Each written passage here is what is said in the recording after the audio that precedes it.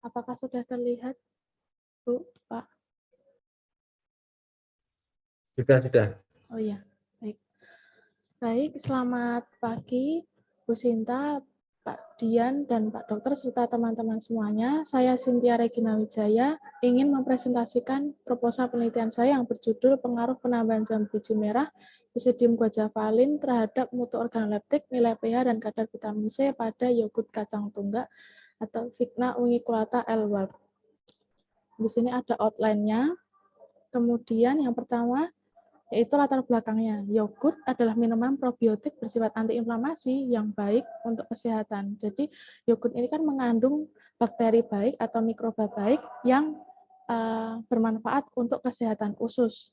Nah, yogurt ini bersifat antiinflamasi karena dia ini menghambat perkembangan bakteri patogen, kemudian dia juga menghambat apoptosis sehingga dapat mengurangi sitokin proinflamasinya. Kemudian menurut standar nasional Indonesia, yogurt yang baik itu memiliki tekstur yang cair, kemudian agak sedikit kental dan padat, kemudian aromanya khas dan cita rasa yang asam atau khas.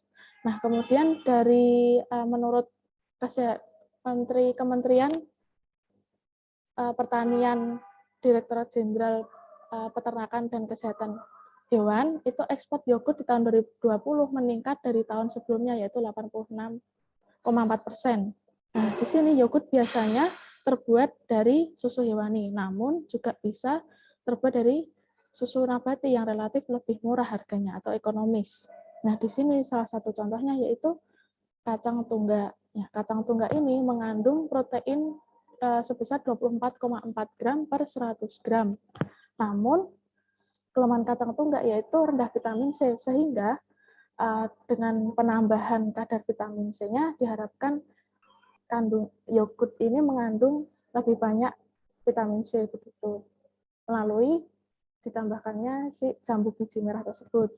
Kemudian belum ditemukan atau tidak ditemukan penelitian terkait yogurt kacang tunggak dengan penambahan sari buah jambu biji merah. Kemudian ada rumusan masalahnya, yaitu bagaimana pengaruh penambahan jambu biji merah Basidium guajavalin terhadap mutu organoleptik, nilai pH, dan kadar vitamin C pada yogurt kacang tunggak atau Vigna unguiculata L. Walp. Kemudian tujuan umumnya yaitu mengetahui pengaruh penambahan jambu biji merah terhadap mutu organoleptik, nilai pH, dan kadar vitamin C pada yogurt kacang tunggak. Kemudian tujuan khususnya adalah mengetahui pengaruh penambahan jambu biji merah terhadap warna, cita rasa, tekstur, aroma, kesukaan keseluruhan pada yogurt kacang tunggak. Kemudian mengetahui pengaruh penambahan jambu biji merah terhadap nilai pH pada yogurt kacang tunggak. Kemudian mengetahui pengaruh penambahan jambu biji merah terhadap kadar vitamin C pada yogurt kacang tunggak.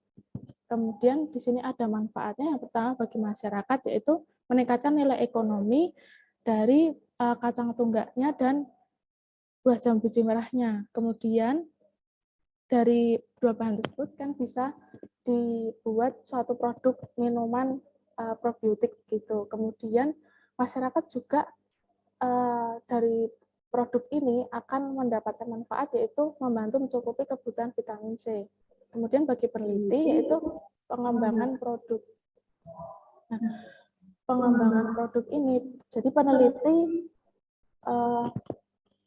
mendapatkan tambahan wawasan, kemudian keterampilan, serta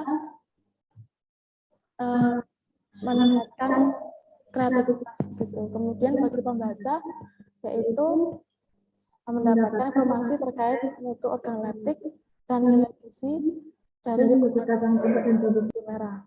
Kemudian dari sini juga pembaca itu bisa mengetahui bahwa kacang tunggak itu juga bisa dibuat menjadi suatu produk minuman probiotik gitu.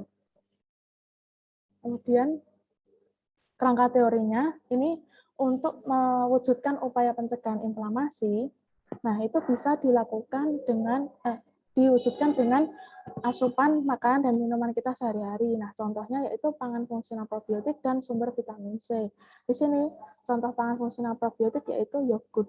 Nah, yogurt kan biasanya terbuat dari susu hewani, namun juga bisa terbuat dari susu nabati. Seperti contohnya kacang tunggak atau yang biasa kita kenal itu kacang tolo. Nah, sementara ini kalau dilihat dari masyarakat, untuk kacang tunggak atau kacang tolo ini kan masih banyak diolahnya itu dalam bentuk lauk seperti brongkos atau sayur lodeh atau sayur lombok dan sebagainya.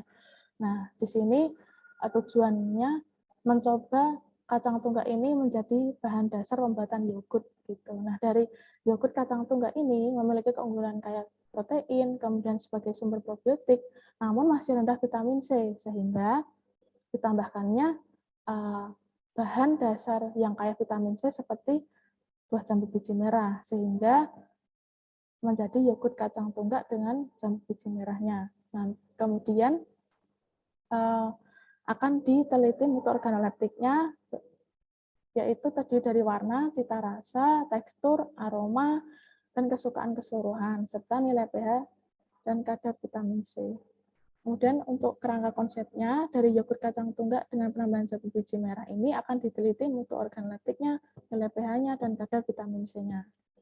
Kemudian hipotesisnya adalah semakin tinggi penambahan jambu biji merah dalam yogurt kacang tunggak, akan meningkatkan penerimaan dari aspek warna, aspek cita rasa, aspek teksturnya, kemudian aspek aroma, dan aspek kesukaan keseluruhan dari yogurt tersebut. Kemudian semakin tinggi penambahan jambu biji merah dalam yogurt kacang tunggak akan menurunkan nilai pH yogurt. Dan artinya atau maknanya menurunkan nilai pH ini berarti semakin baik.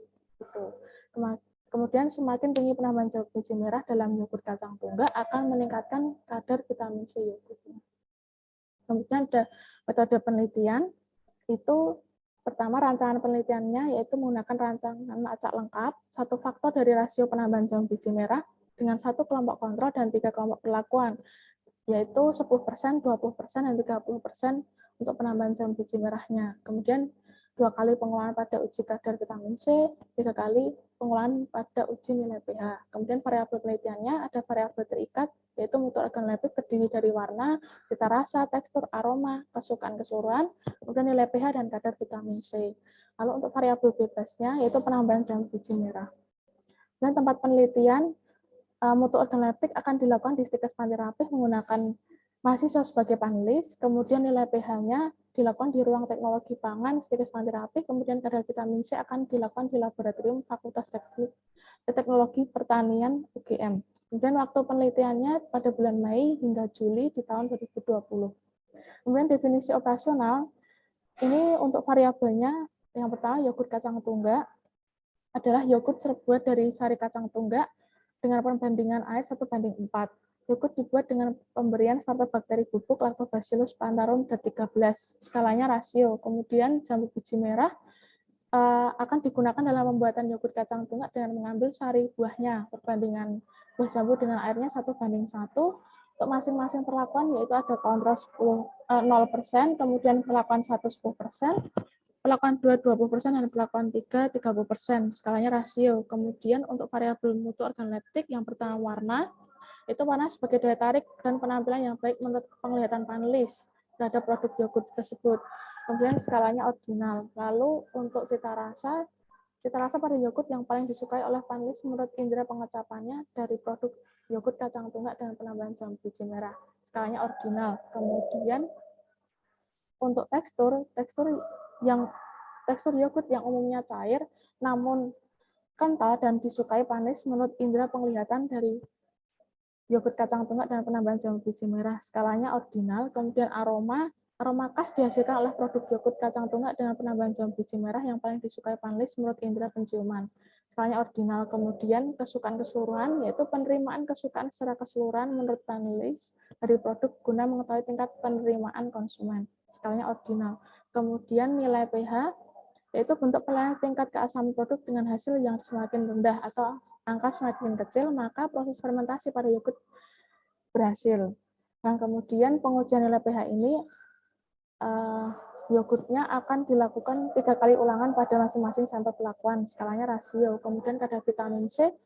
Vitamin C adalah vitamin larut air dan mudah diabsorpsi serta memiliki fungsi salah satunya sebagai antioksidan. Pengujian kadar vitamin C pada yogurt ini dilakukan 2 kali ulangan pada masing-masing sampel pelakuan, skalanya rasio. Dan ada bahan penelitian Yang pertama kacang tunggak dari warung sayur Ibu Windati Baliharjo Gunung Kidul, kemudian jambu biji merah dari pasar Nologaten, susu skim merek Laktona, gula pasir merek Gulaku, starter bakteri bubuk merek Probiogama, Lactobacillus plantarum Dat13, kemudian CMC merek Pupu dan Aquades. Kemudian alat penelitiannya ada pisau, telenan, blender, kemudian panci, ada saringan, kemudian ada termometer, gelas tertutup atau jar 300 ml, ada inkubator laboratorium, ada almari pendingin, ada serbet besi, dan sarung tangan plastik. Kemudian teknik pengumpulan datanya, yang pertama mutu organoleptik, uji hedonik dengan 5 skala, menggunakan 30 panelis tidak terlatih, tidak memiliki alergi atau intoleransi dengan kandungan dalam produk, pernah mengonsumsi yogurt sebelumnya, kemudian pengujian dengan mencicip produk dan mengisi jawaban di formulir yang sudah disediakan. Kemudian uji kimiawinya, untuk uji nilai pH menggunakan alat pH meter, kemudian uji kadar vitamin C menggunakan metode iodometri. Untuk instrumen pengumpulan data menggunakan hard file dan data primernya akan diperoleh dari hasil pengujian. Kemudian ada alur pembuatan yogurt. Yang pertama membuat sari kacang tunggaknya dengan perbandingan 1:4, kemudian pembuatan yogurt kacang tunggak dengan penambahan gula 5%, susu skim 10%, starter bakterinya 1 gram per 1 liter, CMC 0,25%.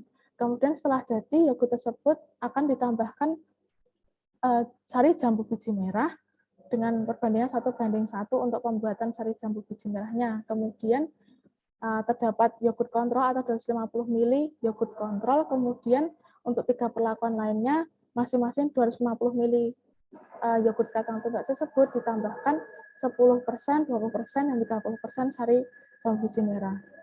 Kemudian etika penelitiannya, yang pertama surat izin penelitian untuk permohonan ditujukan kepada Ketua Stikes Panterapi karena menggunakan mahasiswa sebagai panelis, kemudian meminjam alat dan laboratorium. Kemudian etika clearance mengajukan izin kelayakan etik ke KIPK UGM. Kemudian inform consent, formulir penjelasan terkait penelitian dan persetujuan dari panelis untuk kesediaan panelisnya berpartisipasi dalam proses pengujian. Kemudian ada alur penelitian dari awal sari kacang tunggak 250 ml akan ditambahkan jambu biji merah sesuai perlakuan dan menjadi yogurt kacang tunggak dengan penambahan jambu biji merah. Kemudian akan diteliti uji mutu organoleptiknya, uji nilai pH, dan uji kadar vitamin C.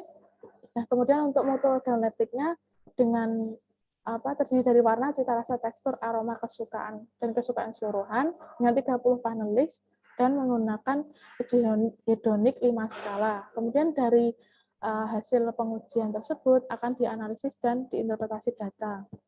Nah, di sini ada rencana jadwal penelitiannya yang dari Februari hingga Juli, dan kegiatannya yaitu mulai dari penyusunan proposal hingga pendaftaran sidang penelitian. Kemudian ada pengolahan data, yaitu mutu organoleptik dianalisis menggunakan SPSS 21, nilai pH dan kadar vitamin C akan dianalisis secara deskriptif. Untuk analisa datanya, hasil uji mutu organoleptik dianalisis univariat dengan spiderweb, dan hasil uji nilai pH dan kadar vitamin C-nya akan disajikan data berupa tabel dan grafik. Kemudian analisis bivariatnya menggunakan ANOVA jika berdistribusi normal, dan akan dilanjutkan bila ada pengaruh nyata dengan uji DMRT. Atau jika tidak berdistribusi normal, maka akan diuji menggunakan Kruskal-Wallis, dan jika ada pengaruh bermakna akan dilanjutkan dengan uji post hoc dan Mann-Whitney. Kemudian analisis multivariatnya menggunakan MANOVA jika berdistribusi normal, dan jika tidak berdistribusi normal, maka akan diuji dengan kanonik. Kemudian di sini ada lampiran berupa penjelasan, lembar penjelasan inform consent-nya di halaman pertama. Kemudian di halaman kedua formulir tersebut adalah surat persetujuan mengikuti penelitian. Jadi jika panelis sudah membaca lembar penjelasannya, maka panelis akan mengisi data diri dan tanda tangan. Kemudian di sini ada lampiran berupa angket uji hedoniknya. Jadi nanti panelis yang bersedia mengikuti pengujian akan mencoba produk dan menilai produk tersebut melalui menggunakan formulir ini. Sekian presentasi dari saya. Mohon maaf jika terdapat kesalahan. Terima kasih. Baik, terima kasih kepada Mbak Cynthia Regina yang sudah mempresentasikan cukup baik ya, dan juga jelas runtut dari judul sampai ke lampiran. Baik, Mbak Regina, Bu Sinta akan memulai untuk diskusi ya, sesi diskusi di sini dari draft proposal yang Mbak Cynthia sudah berikan kepada para penguji ya, pada Bu Sinta juga. Untuk kita bedah satu ya, di sini Bu Sinta lebih memberikan masukan dan juga ada sedikit konfirmasi saja ya, jadi tidak menjudge seperti apa begitu ya, tapi di sini kita lebih berdiskusi ya gitu. Nah, untuk di halaman pertama Mbak Regina terkait untuk judul begitu ya, mungkin nanti bisa dilihat di pedoman TA ya. Kalau judul itu mungkin di sini lebih hurufnya kapital ya, kecuali nanti untuk bahasa Latinnya ya, misalnya Sidium guavalin begitu, itu tetap huruf kecil dan miring ya begitu. Jadi nanti coba Mbak Regina dilihat kembali di buku pedomannya. Itu untuk di halaman judul. Selanjutnya nanti untuk di daftar lampiran gitu ya, di daftar lampiran mungkin nanti Mbak Regina bisa menambahkan lampiran 1 itu misalnya lembaran penjelasan inform concern begitu, lampiran 2 itu misalnya angket uji hedonik, jadi tinggal menambahkan saja keterangan lampiran 1 dan 2 di depannya. Baik, untuk di bab 1 jadi penelitian Mbak Regina ini cukup menarik ya, cukup unik juga, dan Bu Sita juga baca-baca dari draft ini bahwa sebenarnya sudah banyak ya penelitian-penelitian serupa, dan Mbak Regina juga sudah menyampaikan baik di pendahuluannya maupun di bab 2 ya, bahwa kombinasi gitu ya, jadi pembuatan yogurt dengan kacang tunggak, pembuatan yogurt juga dengan penambahan ada kacang edamame, begitu juga dengan ada jenis kacang-kacang yang lain, dan juga dengan ditambahkan di sini kan Regina lebih menambahkan memilih jambu biji merah begitu ya, padahal di penelitian yang lain juga ada begitu ya. Memang kita harus punya modifikasi sendiri gitu ya, jadi kita harus punya modifikasi dan keunikan sendiri dari riset yang akan kita buat. Nah, di sini Bu Sita hanya mau nanya ke Mbak Regina, apa sih alasan utama atau fenomena apa begitu ya Mbak Regina itu memilih gitu ya judul yang Mbak Regina sudah desain ini? Apa? Silakan Mbak Regina. Baik Ibu, saya akan mencoba menjawab. Jadi kacang tunggak ini kan masih jarang untuk diolah menjadi suatu produk minuman. Biasanya kalau di tempat saya ya hanya brongkos, kemudian untuk makanan lainnya begitu. Nah, di sini saya memiliki tercetus ide untuk membuat yogurt kacang tunggak, dan saya searching-searching memang sudah ada penelitian sebelumnya terkait yogurt kacang tunggak, namun masih pemberiannya itu penambahannya seperti stroberi, kemudian markisa, gitu Bu. Lalu di sini, ternyata kacang tunggak itu masih rendah vitamin C, padahal kan kebutuhan vitamin C itu sangat penting, terutama di masa pandemi seperti ini, gitu kan Bu. Jadi tercetuslah ide ditambahkan jambu biji, karena jambu biji itu kaya vitamin C, lebih tinggi daripada jeruk begitu Bu. Jadi saya ingin menambahkan jambu biji ini ke yogurt kacang tunggaknya. Lalu saya searching lagi untuk penambahan jambu biji ke yogurt itu, untuk yogurt nabati memang saya searching adanya baru pada tempe begitu, belum ada yogurt kacang tunggak dengan penambahan jambu biji begitu Ibu. Baik, terima kasih. Jadi di pendahuluannya Mbak Regina pun juga sebenarnya sudah disampaikan ya bahwa di sini memang memilih yogurt nabati ya. Jadi di sini adalah keywordnya adalah yogurt nabati. Nah, di sini memang memilih kacang tunggak gitu ya. Selain dia memang penggunaannya ya itu juga belum banyak begitu ya, produk-produk dari kacang tunggak ini itu belum banyak dimanfaatkan begitu ya. Selain itu juga tadi di sini ada kelemahannya memang ya dari kacang tunggak, bahwa di pendahuluannya Mbak Regina halaman 2 itu disampaikan bahwa kandungan vitamin C itunya rendah ya. rendah. Nah, sehingga dengan rendah ini Mbak Regina mencoba menambahkan begitu ya, menambahkan vitamin C atau kandungan vitamin C dari tanaman lokal yang lain ya, yaitu di sini jambu biji merah. Nah, tadi cukup menarik Mbak Regina tadi menyampaikan bahwa di sini Bu dengan dia kadar vitamin C-nya rendah sehingga saya menambahkan jambu biji ini untuk meningkatkan gitu ya, meningkatkan kadar vitamin C-nya begitu. Nah, di sini tadi sebenarnya Mbak Cynthia sudah menyampaikan alasan utama mengapa memilih jambu biji merah begitu ya. Di draft proposal ini juga sebenarnya sudah disampaikan, ada juga penambahan jeruk siam begitu ya Mbak ya. Ada juga penambahan dengan strawberry begitu ya. Nah, di sini jambu merah ini apakah ada kriteria tertentu Mbak? Selain jambu merah pada umumnya yang tadi Mbak Regina menyampaikan akan dibeli di pasar Nologaten begitu ya, atau ada kriteria tertentukah di jambu biji merah ini?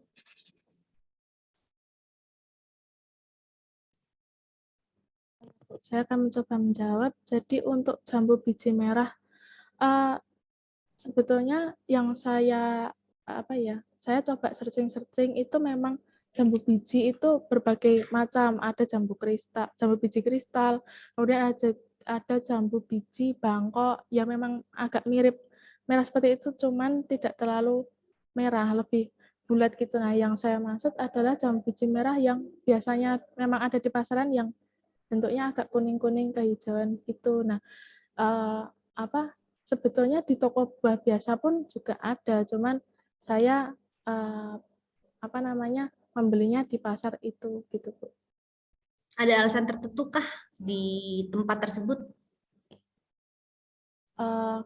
Saya sebetulnya belum langsung ke sana Ibu, cuman saya tanya-tanya karena saya waktu itu masih keadaannya di Gunung Kidul, jadi saya tanya-tanya untuk teman yang sudah pernah beli di situ untuk kualitas jambu bijinya itu bagus gitu. Kualitas jambu biji merahnya bagus. Ya. Termasuk untuk kacang tunggaknya? Untuk kacang tunggaknya, saya belinya di Gunung Kidul karena saya udah pernah mengetahui kalau di sana itu ada stoknya untuk kacang tunggaknya gitu Bu. Karena Baik, memang artinya keadaan saya kemarin itu waktu menyusun proposal ini kan belum ke Jogja, jadi saya belum sempat survei di Jogja apakah kacang tunggak yang saya maksud ini ada di sini gitu Bu. Baik, artinya Mbak Regina nanti bisa untuk mensurvei kembali atau melihat kembali ketersediaan dari kacang tunggak dan jambu biji merah ini, begitu ya. Apakah ini musiman atau memang dia ada setiap saat, gitu ya. Jadi untuk untuk ketersediaan ini Mbak Regina mohon untuk lebih mengecek kembali ya. Jadi pada saat nanti Mbak Regina sudah mulai untuk mengolah begitu untuk seluruh ketersediaannya itu aman, gitu ya Mbak Regina. Ya, baik, Bu. Dan juga mungkin tempatnya itu kalau bisa kan di satu tempat saja. Jadi misalnya Mbak Regina untuk kacang tunggaknya tadi di warung Bu siapa di Gunung Kidul begitu ya. Jadi kalau bisa di sana terus begitu ya. Jadi mungkin secara kasat mata bentuknya sama, tapi secara karakteristik begitu ya, perbedaan tempat, perbedaan sudah segala macam mungkin akan mempengaruhi dari struktur ataupun karakteristik dari kacang tunggak tersebut. Begitu juga dengan jambu bijinya, begitu ya Mbak. Jambu biji merah. Baik. Pertanyaan selanjutnya Mbak Regina yang Bu Sinta ingin tanyakan adalah apa sih novelty yang akan diperoleh dari riset yang akan Mbak Regina lakukan ini? Baik Bu. Jadi dari jika riset ini bisa berjalan dengan baik, kemudian yogurtnya ini bisa istilahnya bisa berhasil dilakukan, mungkin bisa juga ini diperkenalkan kepada masyarakat nantinya. Jadi untuk istilahnya meningkatkan nilai ekonomi si kacang tunggaknya, bahwa kacang tunggak ini juga bisa diolah menjadi suatu produk pangan fungsional gitu Bu. Oke, jadi lebih menyampaikan ke masyarakat ya, jadi hasilnya seperti apa. Nah, tadi Mbak Rina menyampaikan bahwa hasilnya nanti diharapkan itu baik, begitu ya. Nah, Mbak Regina tentunya pada saat mulai mendesain proposal ini begitu ya sampai terbentuk ya atau disimpulkan judulnya adalah pengaruh penambahan ini sampai dengan yogurt kacang tunggak begitu ya. Nah, ini yang diharapkan Mbak Regina itu tadi apanya sih kayak gitu ya? Lebih ke apanya selain mutu, tadi kan mutu organoleptiknya begitu ya, nilai pH-nya, kadar vitamin C-nya itu bagaimana yang dikatakan itu dia diharapkan baik dan nanti dapat berkontribusi untuk masyarakat. Seperti apa? Oh ya, jadi mulai dari mutu organoleptik ya Bu. Nanti ini kan ada terdiri dari beberapa sampel. Nah, nanti diujikan kepada panelis produk mana yang nantinya sampel mana yang nantinya itu menurut panelis itu enak dan juga menarik untuk dilihat. Kemudian juga untuk nilai pH itu kan diharapkan yogurt kacang tunggaknya ini nanti juga memiliki pH yang sesuai dengan standar. Jadi untuk standarnya itu kan maksimal 4,5 pH-nya. Nah, ini diharapkan bisa mencapai angka tersebut gitu. Nah, untuk kadar vitamin C-nya ini untuk istilahnya dari berbagai perlakuan tersebut bisa melihat kandungan vitamin C-nya itu bisa meningkat sebesar apa gitu Bu. Jadi untuk bisa membantu mencukupi kebutuhan vitamin C kita sehari-hari gitu Bu. Dengan minum yogurt tersebut. Baik, terima kasih. Jadi nanti akan diperoleh hasil ya dari mutu organoleptiknya seperti apa. Nanti kita akan banyak bahas di di bab 3-nya ya. Baik, Bu Sinta kembali ke bab 1-nya dulu. Jadi di latar belakang itu Mbak Regina sudah menuliskan cukup bagus ya satu kalimat, yaitu yogurt menjadi salah satu sumber probiotik bagi tubuh begitu ya. Jadi di paragraf pertama sekali Mbak Regina menuliskan itu. Nah, dan juga dia memiliki sifat antiinflamasi begitu. Tadi juga Mbak Regina sampaikan juga pada kerangka teori dan konsep ya. Teori ya, lebih ke teori ya. Jadi dia memiliki sifat antiinflamasi yang dapat menghambat terjadinya apoptosis gitu. Ini menurut tahun 2016 gitu ya. Nah, mungkin Mbak Regina bisa menjabarkan gitu ya kepada kami semua begitu ya. Apa sih yang Mbak Regina ketahui ya dari satu kalimat ini terkait apoptosis, Mbak? Jadi di sini kan garis bawahnya adalah sifat antiinflamasi yang dapat menghambat terjadinya apoptosis gitu ya. Gitu. Apa yang Mbak Regina bisa jabarkan kepada kita semua terkait apoptosisnya, hubungannya dengan inflamasi? Oh iya, baik Bu. Saya akan mencoba menjawab. Jadi kan apoptosis itu memang saya juga pernah mendapatkan materi ini sebelumnya waktu perkuliahan. Untuk apoptosis itu kan kerusakan pada jaringan dalam tubuh gitu Bu. Jadi dengan adanya kita mengonsumsi produk probiotik ini, nanti bakteri baik ini akan menghambat bakteri patogen yang ada di dalam tubuh kita. Kemudian dia juga akan mengurangi sitokin proinflamasinya. Jadi kan untuk menghambat inflamasi dalam tubuh supaya ya apoptosisnya ini bisa terhambat gitu Bu.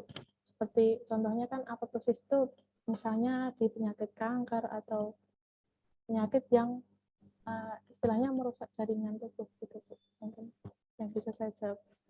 Terima kasih Bu. Baik, terima kasih Mbak Regina. Tadi sudah agak kena ya. Jadi kalau apoptosis itu lebih ke di sini kan kaitan dengan informasi ya. Karena kenapa Bu saya tanyakan? Karena di kerangka teori Mbak Regina juga sudah cukup jelas ya dari inflamasi begitu ya. Jadi di sini kaitannya dengan apoptosis. Tadi yang Bu saya tanyakan lebih ke apoptosisnya saja begitu ya. Nah, apoptosis ini tadi Mbak Regina sudah menyampaikan itu ada kerusakan Bu kayak gitu ya, kerusakan pada selnya sehingga dengan probiotik ini harapannya dapat memperbaiki gitu ya, dapat mengurangi kayak gitu ya terjadinya gangguan-gangguan pada kesehatan gitu ya. Nah, di sini apoptosis ada lebih ke mekanisme sel ya, terutama pada jejak sel atau kematian sel yang terprogram gitu. Jadi dia dapat mungkin itu dari sinar UV yang kita dapatkan. Jadi harapan harapannya dengan adanya yogurt ini dapat lebih mengontrol begitu ya, mengontrol kesehatan pada tubuh kita. Begitu. Nah, di latar belakang ini juga masih terdapat beberapa typo ya, mungkin nanti Mbak Regina bisa perbaiki. Jadi nanti draftnya bisa draft Bu Sinta bisa Mbak Regina ambil, jadi beberapa typo juga masih ada begitu ya. Selanjutnya Bu Sinta ingin menanyakan kembali ke Mbak Regina. Di halaman 3 Mbak Regina. Nah, di halaman 3 ini cukup menarik juga ya, bahwa penelitian yogurt kacang tungga dengan penambahan sukrosa ya sebesar 8-10% ini menghasilkan pH yang rendah begitu ya. Nah, untuk di penelitiannya Mbak Regina sendiri berapa ya sukrosa atau glukosanya atau gulanya yang ditambahkan?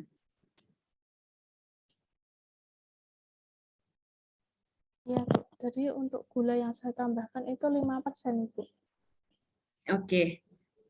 Nah itu nanti harapannya seperti apa Mbak? Kembali ke pertanyaan pertama tadi Bu Sinta terkait apa yang diharapkan dari pH-nya itu. Di pH-nya saya harapannya itu bisa sesuai dengan standar, yaitu 4,5%. Maaf, 4,5 itu pH-nya. 4,5 ya. Berarti pH-nya itu apa kalau 4,5 Mbak? Asam atau basa? Asam, Ya. Bu. Oke, jadi di sini udah jelas sekali bahwa kalau menurut penelitian si Sagiti ya, ini bagus sekali ya 2017, jadi bahwa 8-10% menghasilkan pH rendah, yaitu dia 3,3. Berarti sesuai dengan standarnya ya Mbak ya? Iya. Di bawah ya, begitu ya. Iya. Nah, ini dikarenakan apa? Karena semakin banyak sukrosa yang ditambahkan. Tadi kan Mbak Regina menambahkan 5% ya Mbak ya? Iya. 5%. Nah, ini semakin banyak sukrosa ditambahkan dalam yogurt, maka mikrobianya akan semakin tinggi. Nah, sedangkan di sini kan Mbak Regina hanya 5% ya. Ada referensi Mbak memilih atau mengambil 5%-nya itu. Padahal di referensi ini dia 8 ya. Jadi semakin tinggi gitu ya, semakin tinggi pH-nya akan semakin semakin baik atau semakin rendah ya. Harapannya kan tadi 3,3 di sini gitu. Jadi 8-10% 3,3, sedangkan Mbak Regina kan nanti rencananya ada 5% gitu. Iya.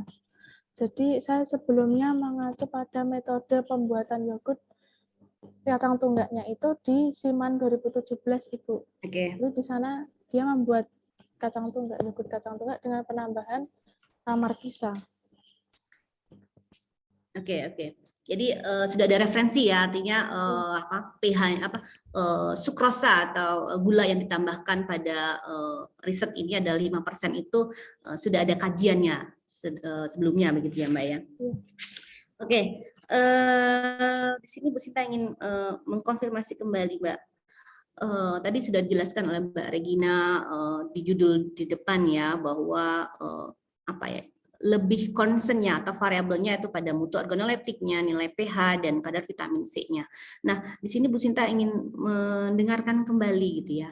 Apa sih Mbak kontribusinya ini masih di bab 1 ya Mbak ya. Jadi ini apa sih Mbak kontribusi dari penelitian Mbak Regina ini? Terutama sebenarnya di sini Mbak Regina ada 3 ya kontribusinya ya, kepada siapa begitu. Nah di sini Bu Sinta tekankan atau Bu Sinta ingin menanyakan kembali apa sih kontribusi utamanya kepada masyarakat Mbak? Selain tadi Mbak Regina menyampaikan untuk meningkatkan nilai ekonomis gitu ya, untuk menyampaikan kepada masyarakat bahwa ini loh ada satu produk baru kayak gitu ya, yogurt dengan yogurt nabati berasal dari kacang tunggak. Jadi kontribusinya itu selain tadi itu apa yang tindakan apa yang akan Mbak Regina sampaikan atau seperti apa? Jadi kalau misalnya masyarakat itu kan kalau hanya disuruh membaca mungkin dia wah saya males nih kalau hanya membaca begitu. Jadi tindakan real apa yang dapat Mbak Regina lakukan untuk dapat memberikan kontribusi langsung kepada masyarakat? Karena ini konten cukup menarik ya gitu. Jadi akan menghasilkan yogurt nabati. Nah, tapi ini kalau misalnya tidak tersampaikan kepada masyarakat, jadi misalnya ini udah selesai risetnya begitu, hasilnya udah bagus, misal pH-nya juga sudah baik, kadar vitamin C juga tetap tinggi begitu ya. Dan mutu organoleptiknya juga sudah sesuai dengan hipotesisnya begitu. Jadi ini nanti seperti apa? Selain dipublikasi ya, kalau publikasi itu kan nanti pada pembaca membaca. Tapi kalau pada masyarakat umumnya itu bagaimana sih Mbak Regina menyampaikan secara real kepada mereka? Baik Ibu, saya akan mencoba menjawab. Mungkin jika produk ini memang betul jadi, memang sudah sesuai dengan harapan dengan hipotesis gitu, nanti bisa juga untuk menyampaikan real kepada masyarakat itu, seperti yang sudah saya dan teman-teman juga lakukan, misalnya pengabdian masyarakat. Itu Ibu. Jadi nanti bisa saja kita membuat produknya itu bersama-sama dengan mereka. Jadi mereka juga bisa langsung mengetahui, oh seperti ini pembuatan yogurtnya gitu. Baik, Itu, Ibu. iya baik, tepat sekali ya. Jadi bahwa produk yang akan Mbak Regina buat ini sudah menarik ya. Jadi kalau misalnya hanya tidak tersampaikan gitu, tidak tersampaikan kepada masyarakat umum, ini sayang sekali. Tadi Mbak Regina menyampaikan, Bu, nanti kita juga bisa dengan PKM begitu ya, juga dengan bisa turun langsung memberikan pelatihan-pelatihan, memberikan informasi bahwa produk ini atau berbahan dasar kacang tunggak dan jambu biji merah ini juga dapat menghasilkan produk fungsional yang memiliki kandungan gizi tinggi, terutama pada vitamin C-nya. Begitu ya Mbak ya. Jadi tadi sudah tepat untuk jawabannya Mbak Regina sampaikan. Baik, selanjutnya untuk di bab 2-nya Mbak. Bab 2-nya. Oke. Nah, di bab 2-nya untuk di yogurt ya. Jadi Mbak Regina di sini kita lebih menggarisbawahi adalah untuk pembuatan yogurt nabati begitu ya Mbak ya, yang berasal dari kacang tunggak. Jadi pada dasarnya di masyarakat itu banyak sekali ya yang sudah beredar kalau untuk yogurt dari hewani begitu ya. Jadi di sini dari Mbak Regina ingin mendesain untuk membuat yogurt nabati karena mungkin nilai ekonomisnya lebih rendah begitu ya, dan juga memanfaatkan tanaman-tanaman lokal Indonesia yang dia belum memiliki manfaat secara maksimal di sini, terutama pada kacang tunggak. Nah, di sini Mbak Regina menyampaikan ya pada paragraf pertama itu terdapat beberapa jenis yogurt ya yang dia memiliki sifat-sifatnya ya. Sifat-sifatnya itu yang pertama itu ada form yogurt ya, ada juga stirred yogurt dan drink yogurt gitu ya. Nah, kalau menurut teori ini apakah yogurt yang Mbak buat ini termasuk atau salah satu di dalamnya ini, Mbak? Iya Bu, harapannya begitu Bu. Jadi nanti yogurt saya ini bisa teksturnya ini yang termasuk dari 3 golongan ini gitu Bu nantinya. Berarti yogurt yang akan dibuat ini atau yogurt nabati ini adalah ketiga-tiganya ini ya, memiliki sifat ketiga-tiganya ini ya Mbak ya, bukan hanya salah satu ya. Harapannya begitu Ibu, bisa sesuai kental karena ya saya juga belum pernah. Baik. Ya, jadi harapannya sesuai dengan si Nasarudin Pratiwi 2015 ya, bahwa yogurt ini memiliki ketiga sifat yang dimiliki ya. Jadi harapannya nanti dari tingkat kekentalan begitu ya, dan juga tekstur, juga tingkat teksturnya itu sesuai dengan yang diharapkan berdasarkan referensi yang dipakai begitu. Nah, di sini juga di paragraf kedua begitu ya. Di paragraf kedua Mbak Regina juga menuliskan ya. Jadi yogurt biasanya terbuat dari susu sapi begitu ya, tapi di sini kita desain untuk membuat yogurt nabati begitu. Nah, di sini banyak sih dia. Jadi bisa dari susu skim gitu ya, bisa dari susu kental manis, bisa juga dari susu UHT kayak gitu ya. Nah, di sini kan Mbak Regina untuk penambahannya menggunakan susu 10% ya. Jadi di 10% susu bubuk skim ya Mbak. Ada penambahan 10% susu bubuk skim ya. Iya Bu, ada. Oke. Nah, di sini kenapa memilihnya susu bubuk skim Mbak? Kenapa tidak susu jenis yang lain gitu? Apa alasan utama atau mungkin ada alasan tersendiri, atau Bu ini berdasarkan referensi saya atau udah pernah dilakukan begitu? Atau bagaimana? Iya Bu. Jadi saya juga mengacu pada referensi yang sudah pernah dilakukan dengan pembuatan yogurt kacang tunggak itu menggunakan susu skim gitu Bu. Ya, berdasarkan Sisiman 2017 ya, referensinya itu. Iya Bu.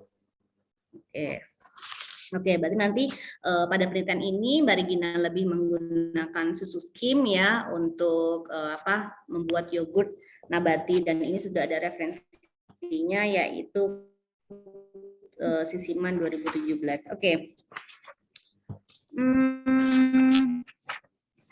Nah, tadi Bu Sita juga sudah menanyakan bahwa tanaman lokal Indonesia yang Mbak Regina ambil gitu ya di sini yaitu kacang tunggak dan jambu biji merah gitu ya. Tadi juga sudah dijabarkan juga oleh Mbak Regina bahwa proses pembelian, proses untuk pengadaannya itu dari mana begitu ya. Dan juga ada karakteristik tertentu di sini ya. Nah, yang Bu Sinta tanyakan di sini adalah untuk ketersediaannya tadi sudah aman ya Mbak ya. Jadi itu tidak musiman ya. Jadi memang ada ya begitu ya. Iya Bu. Oke. Tidak musiman. Apakah sudah tahu berapa per kilonya begitu dan sudah dirancang untuk budgetnya Mbak? Jadi kira-kira butuh berapa banyak sih untuk jambu biji merah untuk seluruh rangkaian proses penelitian ini, jumlahnya berapa kilo lah begitu? Oh ya, jadi saya baru perkiraan saja kalau misalnya satu sampelnya itu, maaf Bu, maksudnya sekali pembuatan ada. Mbak Regina? Ya. Halo Ibu, putus-putus. Silakan. Iya, putus-putus. Iya, apakah suara saya terdengar? Sudah. Iya. Apakah sudah dikaji Mbak untuk ketersediaan berapa jumlah totalnya?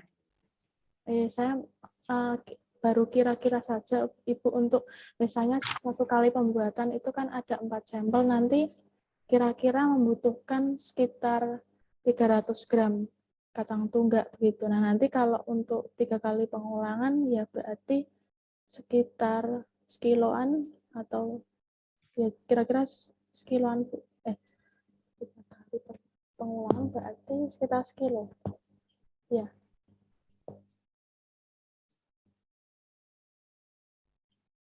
Halo Ibu. Oke. Di dalam satu ulangan itu dibutuhkan kurang lebih 300 gram ya Mbak kacang tunggaknya. Ya, halo Mbak Regina? Ya, halo Bu. Bisa terdengar Bu Sinta? Ya, bisa Bu.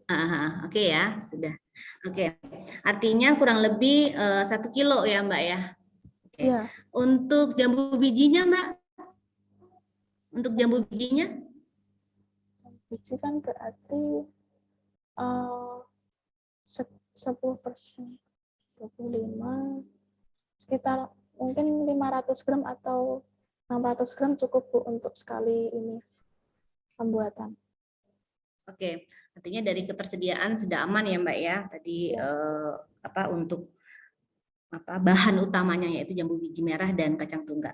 Oke Mbak, selanjutnya Mbak, untuk kriteria mutu organoleptik, di sini di halaman 11 Mbak Regina kan menuliskan untuk mutunya itu berbasis hewani begitu ya. Nah, sedangkan yogurt yang Mbak akan buat adalah yogurt berbasis nabati. Apakah ada referensi begitu ya?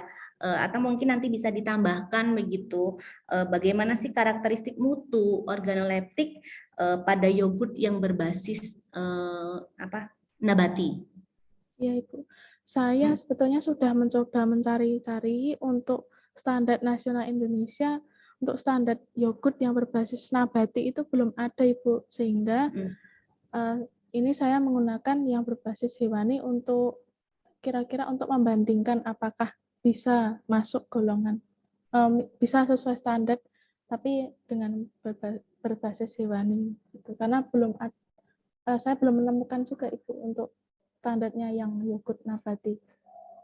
Oke, artinya karena belum ditemukan ya, nanti ya siapa tahu nanti Mbak Regina bisa searching kembali ya terkait untuk karakteristik mutu organoleptik, karena memang di sini secara real bahwa yogurt yang akan kita buat atau Mbak Regina buat itu yogurt berbasis nabati begitu ya. Jadi untuk menjadi pembanding atau untuk menjadi referensi agar nanti bisa bisa membahas lebih real sesuai dengan karakteristik mutunya begitu ya. Baik Mbak. Nah, selanjutnya Bu Sinta ingin di halaman 15 Mbak. Di halaman 15 di paragraf terakhir gitu ya, di paragraf terakhir itu Mbak Regina juga menyampaikan berdasarkan penelitian si Selibata tahun 2017 itu bahwa terdapat penelitian terkait vitamin C dalam bentuk buah dan sayuran yang diformulasikan ke dalam minuman fermentasi. Kita ketahui bersama bahwa yogurt juga termasuk dalam minuman fermentasi begitu ya. Jadi seperti yogurt dan minuman fermentasi lainnya ya dengan mulai dari yogurt berbahan dasar hewani atau nabati. Nah, jadi di sini ada kata-kata fermentasi dan kita ketahui juga bahwa yogurt ini juga diproses nanti juga akan melalui proses fermentasi begitu ya. Nah, di sini Bu Sinta hanya ingin apa sih Mbak yang Mbak pahami begitu ya pada saat Mbak membuat bab 2 itu kan juga pasti banyak referensi yang menyatakan fermentasi begitu ya, termasuk dari si Selibata ini ya, Selibata. Nah, di sini yang Ibu Sinta tanyakan kembali adalah bagaimana sih Mbak bagaimana kaitan antara fermentasi dengan proses pembuatan yogurt, Mbak? Ya, Ibu. Saya akan mencoba menjawab. Jadi kan proses fermentasi ini diperlukan dalam pembuatan yogurt karena untuk bakteri tersebut berkembang, Ibu. Gitu. Ya, jadi nanti suhunya disesuaikan juga dengan bakteri tersebut bisa berkembang itu pada suhu berapa, gitu Ibu. Mungkin dikaitkan dengan sudah sesuai gitu ya, tapi coba dikaitkan dengan di sini kan ada penambahan laktosa, menambahkan gulanya ya, itu bagaimana dengan penambahannya? Jadi baik, jadi kan untuk jika produk ini nanti ditambahkan gula atau sukrosa kemudian difermentasi, itu sukrosa atau gula ini kan sebagai makanan bakterinya tersebut. Jadi bakteri tersebut bisa berkembang baik dengan suhunya juga didukung dengan suhu yang sesuai. Itu Ibu.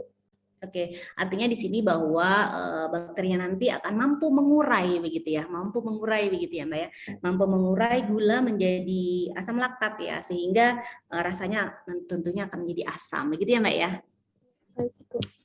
Oke, gitu. Selanjutnya Bu Sinta ingin mengkonfirmasi kembali terkait kerangka konsep Mbak. Halaman 18 ya Mbak.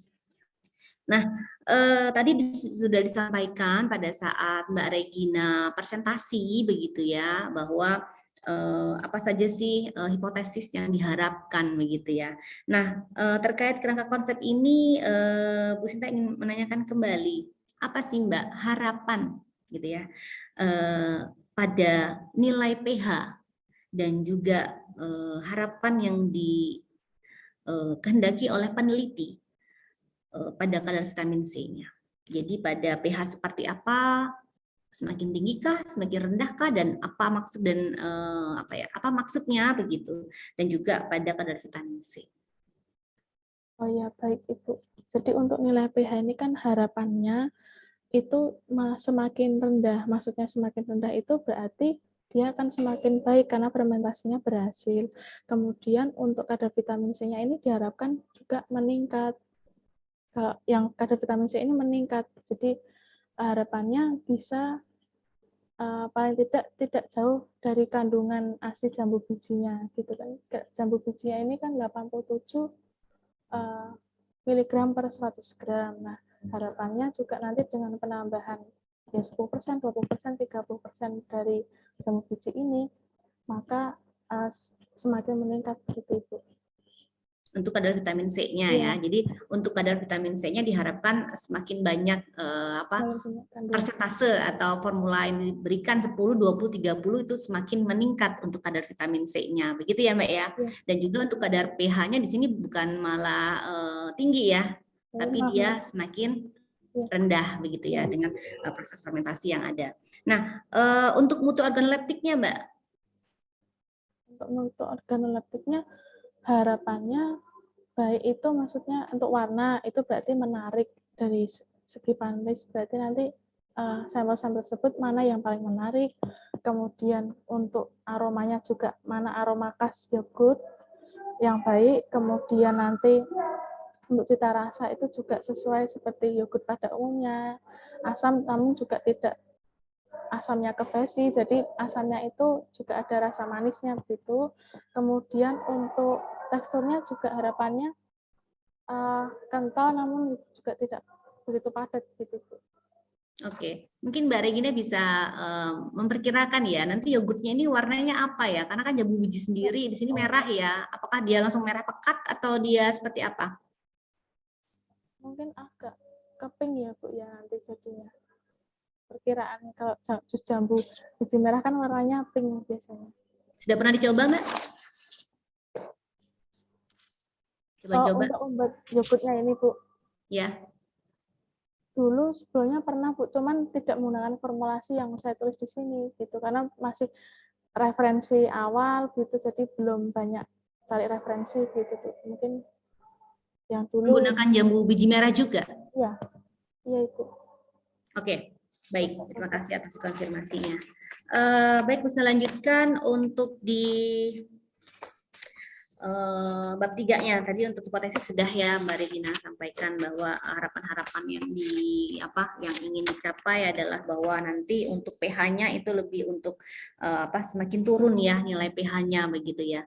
Dan juga untuk kadar vitamin C-nya itu diharapkan nanti semakin meningkat walaupun nanti ada perlakuan ya pada metopen ya. Jadi pada langkah kerjanya nanti sebenarnya ada proses-proses yang mungkin gitu ya, yang mungkin dapat malah menghambat gitu atau malah mengurangi kadar dari vitamin C-nya gitu ya. Walaupun di sini harapan dari Mbak Cynthia Regina bahwa semakin tinggi persentase atau formula yang diberikan harapannya kadar vitamin C-nya itu akan semakin tinggi begitu ya. Jadi yogurtnya itu benar-benar yogurt nabati dengan tinggi vitamin C-nya. Begitu ya Mbak ya.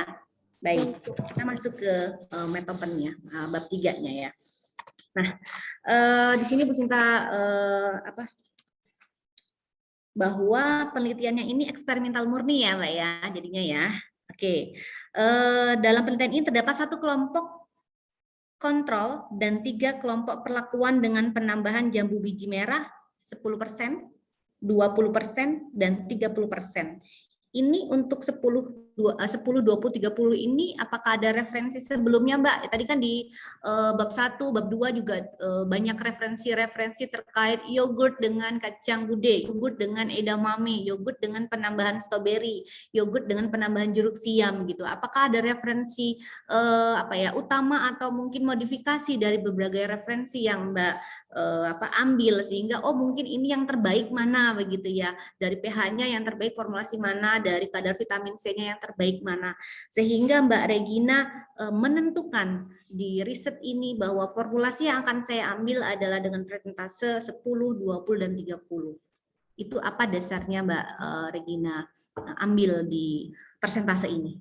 Baik Ibu, saya akan mencoba menjawab. Jadi untuk saya menentukan presentasenya itu memang ada sebelumnya, yaitu pembuatan yogurt kacang tunggak dengan penambahan stroberi dari Kalimah 2018 atau 2017, mohon maaf, saya agak lupa. Jadi itu dia menggunakan persentase tersebut Bu, untuk penambahan stroberinya begitu. Itu hasilnya yang terbaik yang mana Mbak? 30% Ibu. 30%-nya ya. Iya. Oke, ada yang lain Mbak yang jeruk siam? Kalau malah saya membaca juga yang di khusus yogurt kacang tunggaknya Ibu dengan penambahan markisa. Dengan markisa? Yang terbaik yang mana Mbak? Dengan markisa juga ada. Sekitar Tadi kan yang 30% ya Mbak, yang 30%. Oke, ya. yang lain mungkin revisi tambahannya atau modifikasi dari? Ya, yang siman itu dia menggunakan 5%, 10%, 15%, dan 20%. Jadi kelipatan 5 gitu Bu. Dan di situ 15% yang bagus. Oke, harapannya dari persentase atau formulasi yang dirancang oleh Mbak Regina ini tercover ya, tercover dari referensi semua. Jadi kan ada 5% yang terbaik atau 30% yang terbaik, artinya batas atas dan batas bawah yang Mbak ambil ini dapat tercover dari referensi yang sudah Mbak Regina acu, begitu ya Mbak Regina. Oke Mbak, untuk kontrolnya ini apa ya Mbak ya? Satu kontrolnya ini Mbak. Itu yogurt kacang tunggak murni Bu. Jadi 0% penambahan jambunya. Tanpa penambahan persentase, tanpa penambahan jambu biji. Oke. Oke, di sini juga Mbak menyampaikan bahwa pengujian sampel dilakukan pengulangan 2 kali atau duplo untuk kadar vitamin C, 2 kali untuk kadar vitamin C, dan juga di sini 3 kali untuk pH. Mungkin ada alasan tertentu, Mbak? Jadi begini Bu, untuk sebetulnya yang 2 kali pengulangan atau 3 kali pengulangan itu sebetulnya saya waktu menyusun ini tuh ternyata salah persepsi gitu Bu. Ternyata bukan ini yang sebetulnya dilakukan, tapi kalau pengulangan itu ya 3 kali pengulangan itu berarti 3 kali pengujian, 3 kali pembuatan gitu Ibu. Jadi mungkin nanti saya akan perbaiki, berarti untuk pH, jadi setiap variabel pH maupun kadar vitamin C itu sebetulnya semuanya kalau 3 kali ya 3 kali gitu, tidak beda-beda begitu. Baik, nanti tolong coba didiskusikan kembali ya Mbak ya untuk pengulangan ini. Memang benar pada umumnya itu kita baik di variabel yang kita ujikan itu minimal 3 kali begitu ya. Bisa nanti didiskusikan kembali. Oke. Nah, untuk di sini kan untuk uji kimiawinya kan Mbak untuk yang dilihat adalah pH dan kadar vitamin C-nya ya Mbak ya. Nah, ini keseluruhan formula atau bagaimana Mbak? Atau setelah dari nanti tadi kan langkah pertama yang akan Mbak Regina ambil adalah uji organoleptik dulu begitu ya. Setelah uji organoleptik nanti akan diperoleh mana yang misalnya aroma yang tingkat kesukaannya seperti apa yang terbaik, dari teksturnya, dari variabel-variabel yang ada pada mutu organoleptik. Nah, setelah itu akan masuk ke uji kimiawi begitu ya. Nah, uji kimiawinya di sini Mbak Regina pH dan kadar vitamin C. Apakah pada uji kimiawinya ini keseluruhan ya dari formula itu artinya pada kontrol 10%, 20 dan 30 atau yang terpilih saja, Mbak? Semuanya Ibu yang saya ujikan nantinya, karena untuk mengetahui tingkatannya di setiap sampelnya itu agar bisa dianalisis gitu. Oke, baik. Memang pada umumnya kita memang yang kita uji adalah keseluruhannya. Jadi setelah uji organoleptik, setelah kita mengetahui bagaimana sih mutu organoleptiknya terhadap masing-masing item tadi, kita lanjutkan dengan uji kimiawinya, dan uji kimiawinya ini tidak hanya pada yang terpilih saja, tetapi pada keseluruhan formulasinya sehingga dapat kita bandingkan ya, misalnya dengan kontrol dengan hasil pada 10%-nya, 20%-nya, 30%-nya atau masing-masing variabelnya sehingga nanti pembahasannya akan semakin kompleks seperti itu ya Mbak ya. Baik, untuk tempat dan waktunya di sini Mbak Regina melakukan di Sikus Pantirapi ya, yaitu di ruang teknologi pangan untuk untuk pengujian pH dan vitamin C ya Mbak ya. Benar? Kalau vitamin C-nya nanti saya ke ini Bu, Fakultas Teknologi Pertanian UGM. Oh iya, oke. Berarti yang di Stikes yang di lab kita di teknologi pangan itu khusus untuk nilai pH-nya. Iya, betul. Iya. Oke, baik. Untuk pH-nya saja. Untuk vitamin C-nya nanti dilakukan di Laboratorium Teknologi Pertanian UGM. Oke, apakah sudah mencoba untuk mengkonfirmasi atau bertanya sebelumnya terkait pengujian ini? Mungkin dari segi harga atau misalnya mungkin memang benar-benar bisa atau tidak di sana atau seperti apa? Sudah dikaji sebelumnya? Kalau sebelumnya saya ini Bu, cuman mengetahui daftar harganya. Namun sebelumnya kan saya rekayasa makanan sudah pernah mengujikan di sana, namun bukan vitamin C Bu. Tapi di daftar list harganya itu kan ada pengujian-pengujian apa saja yang difasilitasi oleh mereka gitu. Nah, di situ ada vitamin C gitu. Oke, berarti sudah sudah dikaji sebelumnya ya. Ya mungkin baik setelah seminar ini berlangsung Mbak Regina juga mencari informasi lebih lanjut ya terkait pengujian untuk vitamin C ini. Baik, Mbak.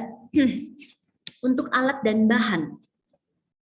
Nah, di sini untuk bahannya tadi sudah ini ya, sudah diberikan informasi bahwa diperolehnya di mana begitu ya, jumlah ketersediaannya sudah aman, bahwa dia setiap musim ada begitu ya, termasuk juga untuk jambu bijinya ya, dipilih adalah pasar Nologaten bukan pasar yang lain begitu ya, mungkin dari segi ketersediaan dan juga jumlah dan juga apa namanya karakteristik yang diharapkan oleh Mbak Cynthia itu ada atau terdapat di pasar tersebut. Oke. Berarti ini memang sudah dikonfirmasi dan sudah dikaji ya Mbak Regina ya?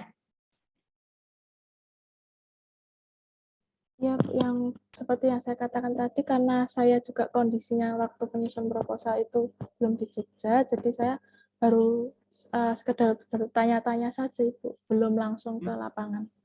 Apakah mungkin ada alternatif, Mbak? Oh, kalau misalnya alternatifnya sendiri, saya taunya yang di Gunung Kidul, Bu, untuk buat jambunya, gitu.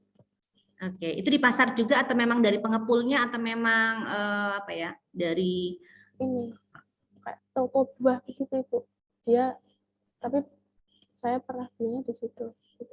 Oke, baik. Nanti mohon dikonfirmasi lagi dengan jelas. Jadi mohon dipastikan kembali karena ini adalah bahan utama yang akan digunakan oleh Mbak Cynthia dalam proses pembuatan yogurt ya. Jadi kalau tadi Bu Sinta tekankan lebih baik di satu tempat yang sama begitu ya, menghindari bias-bias nanti hasilnya dan juga apa ya adanya apa ya mungkin perbedaan karakteristiknya ya gitu. Oke, untuk starternya di sini yang dipilih adalah atau yang dibeli yang disiapkan adalah starter bakteri bubuk dari Probio Gamma. Ini belinya di mana, Mbak? Di ini, Bu, di PSPG UGM. Sudah coba dikonfirmasi atau sudah dikaji ketersediaannya mungkin atau dari jenis ini apakah ada begitu? Lewat website sih, Bu, baruan belum langsung ke sana. Tapi dia memproduksi apa bakteri bubuk ini, Bu. Oke, artinya dari bahan-bahan utama ya, di situ tadi baik pada kacang tunggal, jambu biji merah dan juga starternya juga itu mohon nanti Mbak Regina lebih memastikan kembali, mengkaji kembali apakah apa sudah memang tersedia ya atau apa malah belum ada begitu ya. Jadi harapannya tidak mengganggu gitu ya proses apa penelitian yang akan dilakukan. Ya. Baik, untuk teknik dan instrumen pengumpulan data. Nah, di sini untuk teknik pengumpulan datanya pada uji organoleptik ya Mbak, di sini Mbak menggunakan atau melibatkan ya panelis sebanyak 30 orang tidak terlatih begitu ya. Nah, mungkin Mbak Regina bisa menjabarkan gitu ya. Sebelumnya memang presentasi yang kemarin ya yang disampaikan oleh Mbak Melvin juga sudah ada ya 30 panelis juga dan juga menggunakan apa mahasiswa stikes panti rapih dengan berbagai kriteria yang ada ya misalnya dari usia, dari apa namanya jenis kelamin. Nah, apakah di apa riset yang akan Mbak Regina lakukan ini punya kriteria sendiri atau yang dimaksud dengan orang tidak terlatih ini apakah nanti Mbak Regina akan menyampaikan penjelasan dulu, akan memberikan informasi detail tahapan-tahapannya atau bagaimana? Apa Mbak Regina sudah menyusun langkah atau prosedur yang akan dilakukan terutama pada ke-30 panelis tidak terlatih ini? Baik, Ibu, saya akan mencoba menjawab. Sebetulnya untuk apa pengujian hedonic mutu organoleptik itu ada prosedurnya di halaman 27, Ibu. Saya menuliskannya di situ. Ya. Itu ya nanti panelisnya saya memilih tidak terlatih itu karena kan saya menggunakan mahasiswa stikes panti rapih ini kan. Maaf Ibu, apakah ada suaranya? Halo, Mbak Regina. Halo Ibu.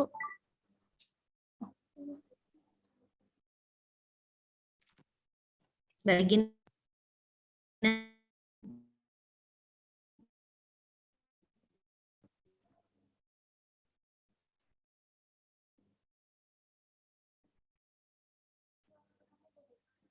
Baik, utuh kok.